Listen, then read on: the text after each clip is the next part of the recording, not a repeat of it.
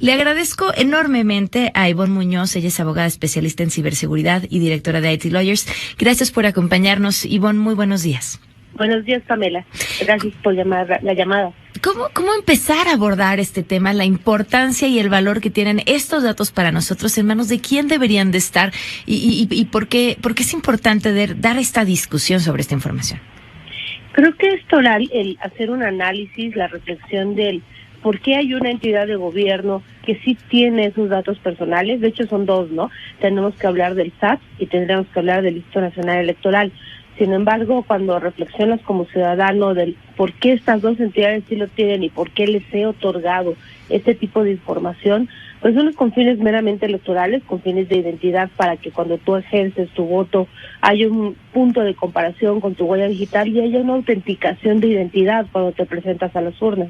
En el caso del SAT, ya lo habíamos platicado, ¿no? El SAT es reconocido a nivel internacional por ser una de las principales instituciones en el mundo que cumple con 4 niveles de autenticación, y es por eso que tiene esa facultad de otorgarnos inclusive una firma electrónica para realizar trámites entre ausentes. Esto es, no estamos, pero tiene efectos jurídicos porque ellos ya previamente autenticaron que tú eres quien dice ser.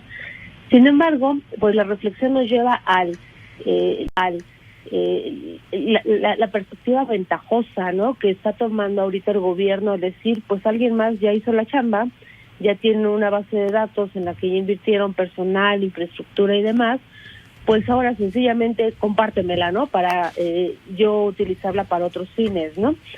Suena muy romántico cuando te dicen el fin principal es de hacer una depuración de la base de datos del RENAPO, que pues es la autoridad responsable de darnos una identidad como ciudadano, seas un recién nacido, seas una persona que sí va a participar en la campaña electoral o no, o seas una persona que tenga que ver con obligaciones tributarias, ¿no?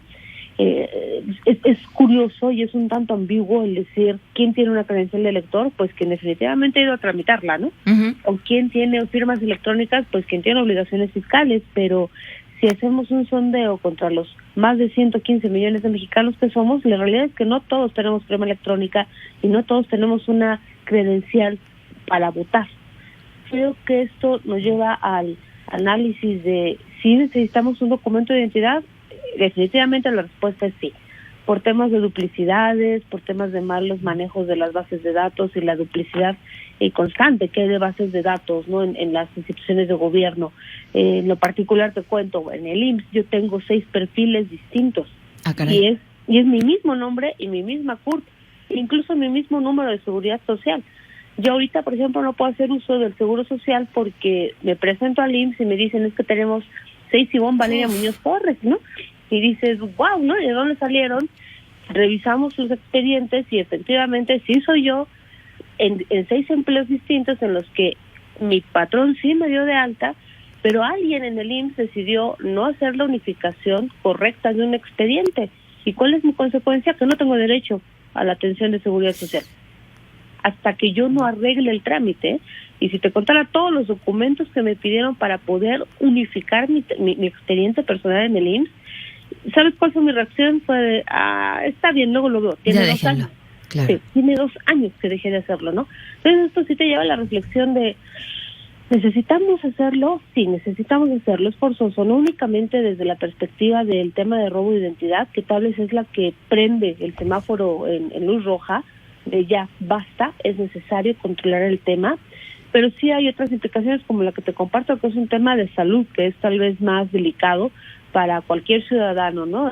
Digo, afortunadamente yo no tengo hijos, pero si tuviera un hijo que tuviera la necesidad de algún tratamiento quirúrgico o médico importante, que solo tuviera siglo XXI, pues yo hubiera movido todo el mundo y todo el cielo y mar para poder unificar mi identidad, siendo que existe el Registro Nacional de Población, que esa es su responsabilidad, ¿no?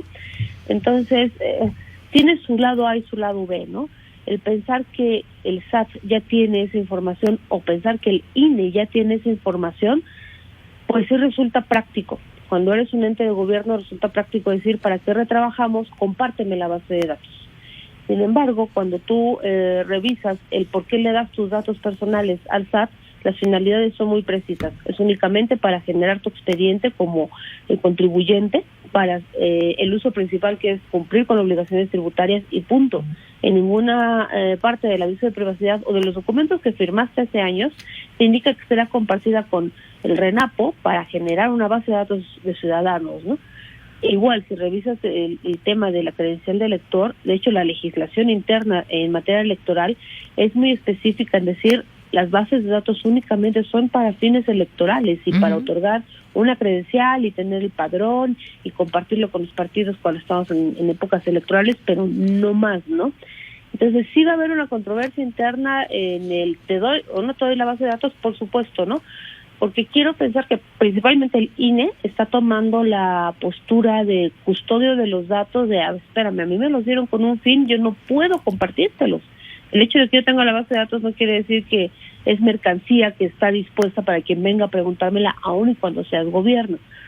Sin embargo, hay que mencionar, en octubre del año pasado ya hubo una reunión entre varias dependencias de gobierno, incluido el INAI. Es forzoso y toral hablar del INAI en este tema como ente protector de los datos personales, tanto en el sector público como en el privado, en el que sí acordaron que justo el tema de robo de identidad es el gatillo más importante que nos hace, nos obliga, ¿no? Los obliga como entes al decir colaboremos en juntar las bases de datos que todos tenemos para hacer una depuración, limpieza y otorgar un solo documento de identidad. Yo estoy muy entusiasmada porque digo, caray, si tengo 6 perfiles en el INE, más el que tengo en el SAT y demás, pues ¿qué va a pasar conmigo, no? ¿Cuántos IBON va a haber, no? Sobre todo por las homonimias, ¿no? Tú lo ves en las CURPs, ves claro. Tu CURP, y si no tiene una terminación en 0, cualquier otro número final en tu CURP significa que son todas las homonimias que hay, ¿no? Entonces va a ser muy interesante ver el procedimiento que hagan, el gasto, por supuesto, que se haga, y la funcionalidad, ¿no? La efectividad, mejor dicho.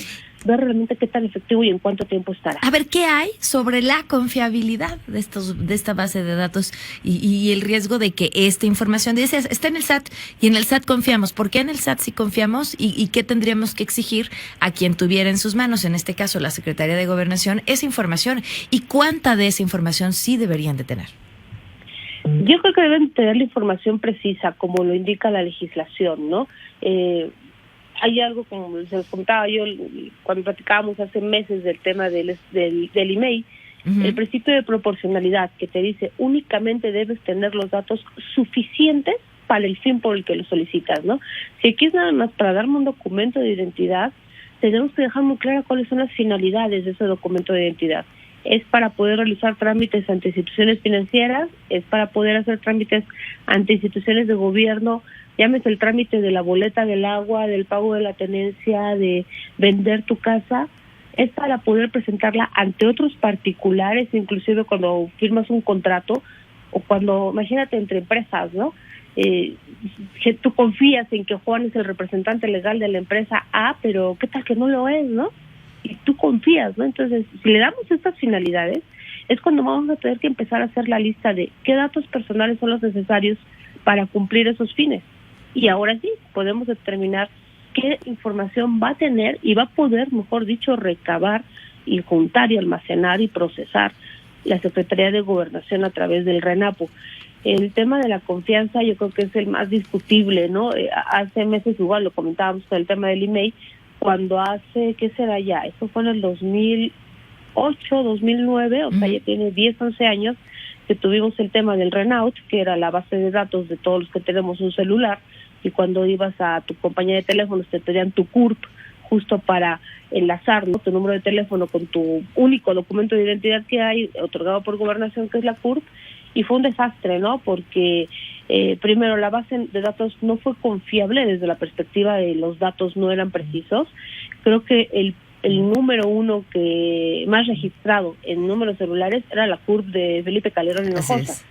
Entonces, imagínate, ¿no? Ahorita se supone que te van a pedir más documentos, o sea, ya no es nada más el dame un número, ¿no? Es preséntame documentación que diga que tú eres quien dice ser, como lo hace el SAT, como una identificación, tu acta de nacimiento, llevar tu CURP, y los datos que todos no queremos dar, pero que nos van a solicitar, que son los biométricos, como ya lo hace el SAT, ¿no?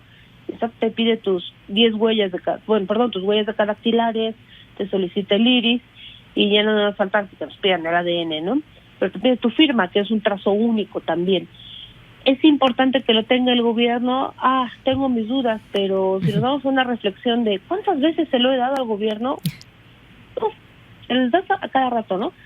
Si lo vemos en el sector salud, tienen hasta tus datos de salud, ¿no? Entonces, los datos biométricos, a pesar de ser datos personalísimos, realmente lo estamos dando continuamente. Se lo das a tu patrón cuando te genera tu ID para poder entrar al trabajo, ¿no? Entonces, aquí el tema es cómo debemos de asegurar, mejor dicho, eso, porque de qué va a suceder, va a suceder.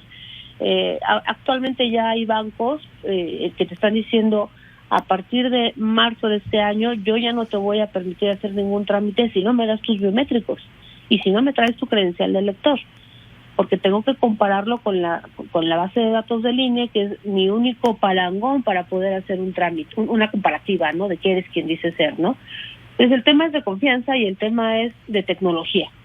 El INE argumenta que ellos, evidentemente, pues, y por lo que nos platicas, son quienes tienen la mejor base de datos, tienen el personal, el equipo, la capacitación, y que ellos podrían, pues, prácticamente hacer esta identificación o este registro al resto de la población, que por un tema que era de inicio electoral no estaban registrados, pero esto implicaría poder crecer el registro a menores de edad y el resto de la población, y que fuera ya una identificación propiamente, y que garantizaba o daba mucho mayor certeza que estos datos estuvieran en manos de un órgano autónomo como es el INE y no de la Secretaría de Gobernación. ¿Tú qué opinas?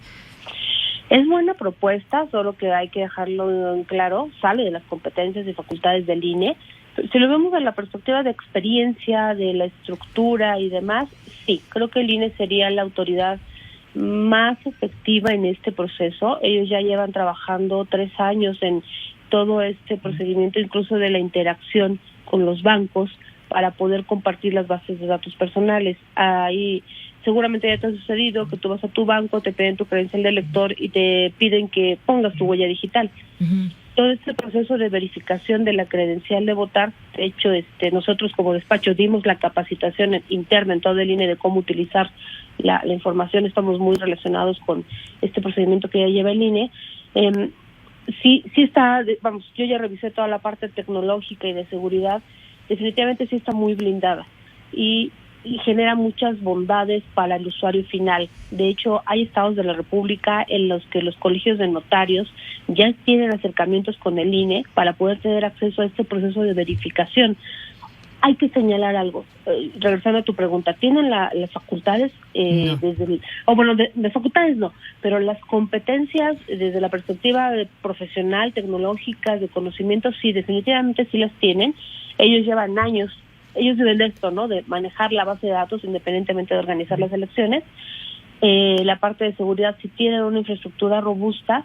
De hecho, en su momento, antes de hacer el proceso con lo de los bancos, solicitaron todas las validaciones con el INAI, y el INAI, después de muchísima información que le solicitó, dio la autorización y puso parte de las reglas del juego de, ¿quieres compartir la base de datos con los bancos? La respuesta es no puedes.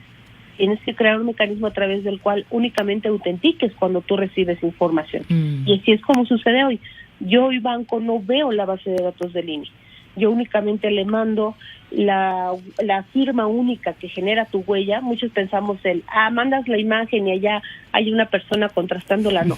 Cuando un lector de huella digital toma las minucias de tu huella, genera una firma electrónica, un hash.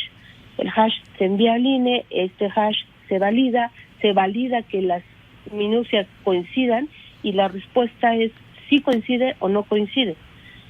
Esa es la parte segura, ¿no? En la que dices, no hay un acceso a la base de datos, ¿no? No hay una persona que ahorita diga son las 11 de la noche, puede entrar a ver toda la base de datos. No, eso no existe. Esa es la parte positiva, ¿no?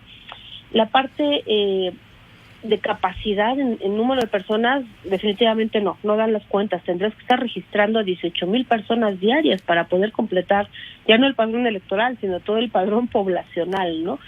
Bajo una suma de 115 millones de personas. Yo anoche hice el cálculo, 115 millones de personas a 260 y tantos días hábiles realmente. Para hacerlo en un año no te da, tendrás que hacerlo en un proceso de 4 años, y me parece que es lo que han anunciado, que va a ser un procedimiento escalonado, ¿no? Aquí el tema es robustecer, porque si al final del día esa base de datos tú la vas a compartir con los entes de gobierno, ya no va a ser nada más como con los bancos, de te doy acceso que valides, no, te voy a compartir la base de datos, es donde viene el riesgo. A mí sí me preocupa mucho que una organización como las hackeadas, bueno, las que fueron afectadas el año pasado por incidentes informáticos, que ya es claro que no tienen las medidas de seguridad suficientes, ahora reciba esta base de datos, a mí me da pavor. Porque si no tuvieron la capacidad de atender un incidente de tipo ransomware, no quiero pensar qué medidas no tienen para poder recibir una base de datos tal vez la más importante del país, que es la identidad de todos los ciudadanos. Claro. Y no solo es su nombre y domicilio, son sus biométricos. Ivonne, pues te agradezco que nos acompañes. Esto, por lo que se antoja, será una discusión todavía larga y por supuesto que nos lleves de la mano para explicarnos en estos temas. A tus órdenes cuando necesites, Pamela. Muchísimas gracias. Muchas gracias. Ivonne Muñoz, ella es abogada especialista en ciberseguridad, directora de IT Lawyers, en este tema que, insisto, pues seguirá siendo tema y que además tiene que importarnos a todos. Ahí está.